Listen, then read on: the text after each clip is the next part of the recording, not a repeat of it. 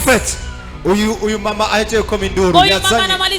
Uyu mama yazanye umwana wiwe agwaye kanseri. Yazanye umwana agwaye kanseri. Yes. My God. Hanyuma abaganga waganga bamubwira yuko umwana we afise kanseri nyinshi mu maraso. Wakamwambia mtoto wake kuna kanseri nyingi kwenye damu. Kuko umwana yaguma agenda yiruka. Mtoto alikuwa anaenda na kimbia. Agashuha cyane. Anakuwa na moto mwingi. Munyuma acharaza ngaha muramusengera. Akaja hapo kamombea. Musengera uyo mwana. Ulipombea uyo mtoto. Uyu mama yaciye arungika bari barungitse baciye barungika ama examen mu Rwanda. Walitumana examen Rwanda. Baciye bamurungikira examen zerekana yuko umwana ameze neza.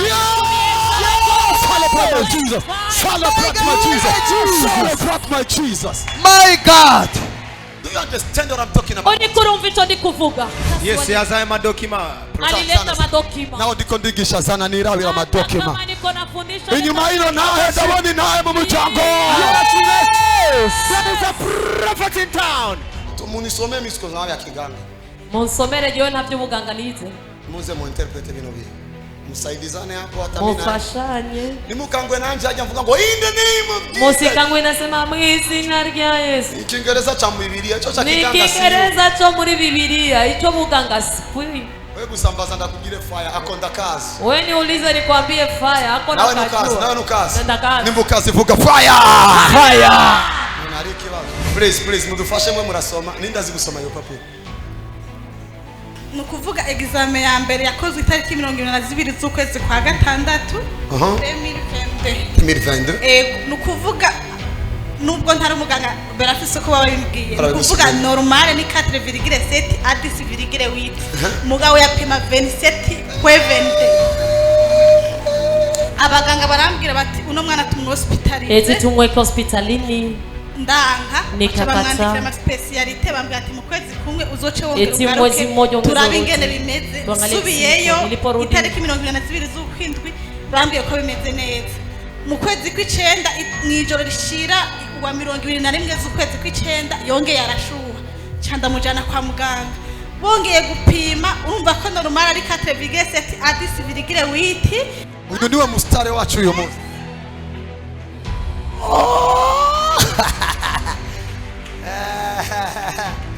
Okay. Nukuvuga itariki 21 z'ukwezi kw'icenda na cenda muzindukana kwa muganga bongera bapima cya gipimo nyene nukuvuga normal ni 4,7 à 10,8 basanga byaduze cyane apima 30,7.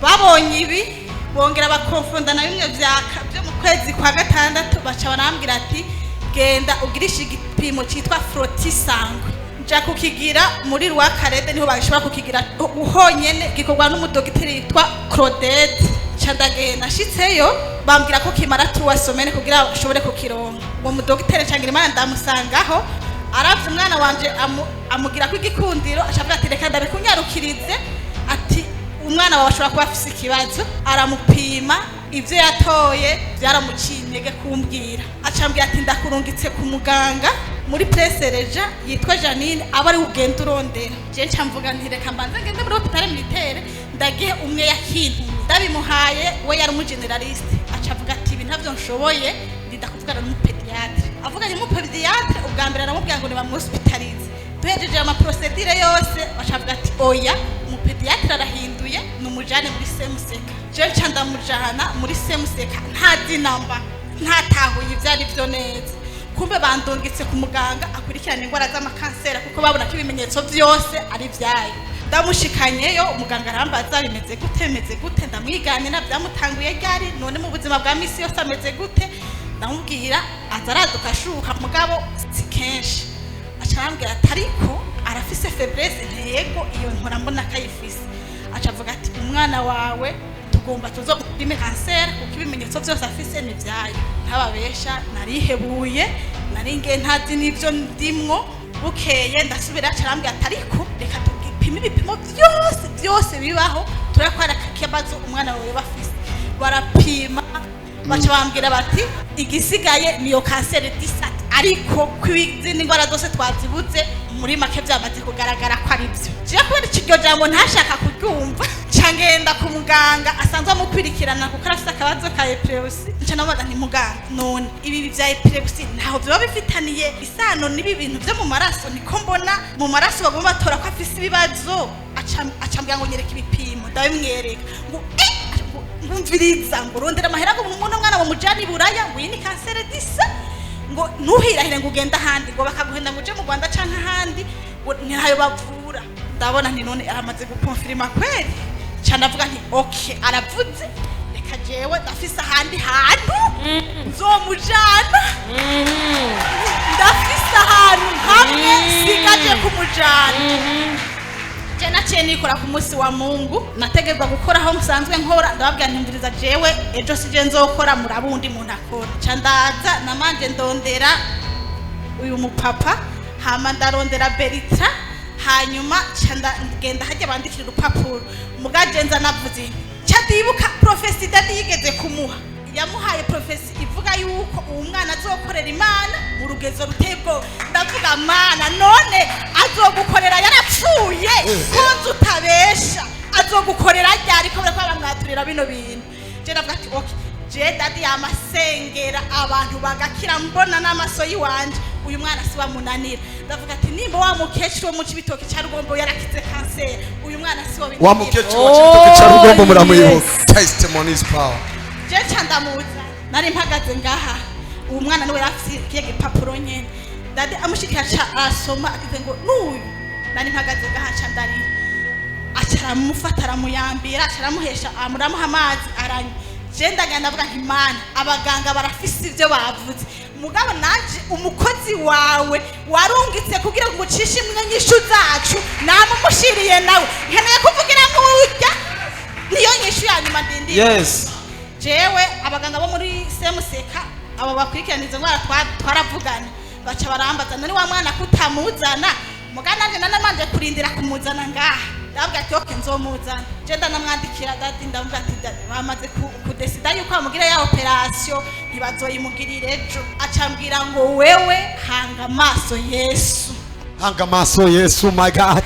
Namubwira hanga amaso nde Yesu. Muvise navuze jewe hanga amaso nde Yesu. Ngo Yesu ugiye kuraba mu kanya agiye kukugirira neza. Hallelujah. Amen. Jewe ncandagenda barakuramwe ivyo bakuramwe nyene ivyo barakuramwe ivyo bakuramwe kugira babirungike mu Rwanda ngaha ntayo bashobora gupima. Bamaze kubirungika nabo baganga bamubonye ngo yongo bava wa mwana nuyo kweli ntinuyo. Nkabona ko bo mu vyiyumviro vyabo bari barakonfirimye bafatiye ku vyo bize mugabi bagibwa yuko hari Imana yize kubasumba. Oh my God, the teacher of teachers, the father of fathers. Ndashima Imana ku itariki 26 kw'icumi nari menyereye mbonye message yabo namenya ni koresha iki gipimo nivyo abanyandikira bambwiye muganza mbona ngo ni sawa ntego ni sawa ngo wa mwana ibipimo bakoze vyerekanye ko atakasera Shabando pagaha shekete bayamaha vuga ngo Yesu Yesu urashoboye gukora ivyo abantu badashoboye gukora vuga ngo mpagaze kuri ino ntaye ivyo abantu bavuze ko bitagishoboka ivyo nyene urabinkore. Sit down. This is the church of Jesus. Power, vuga power.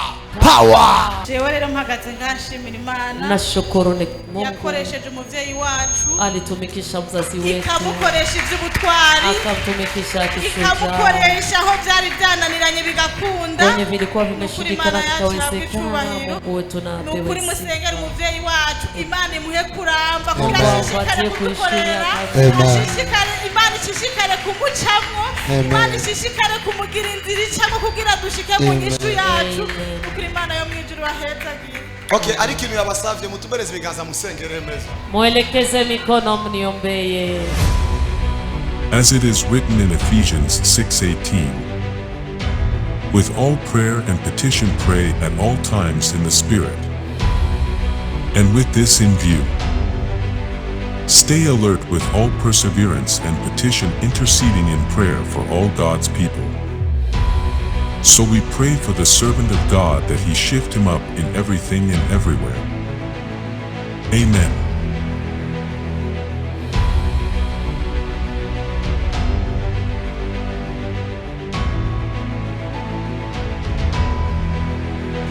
ibyo byiza byose mu izina wikomera amashyi kuko vuba muzobona ibikora kw'Imana.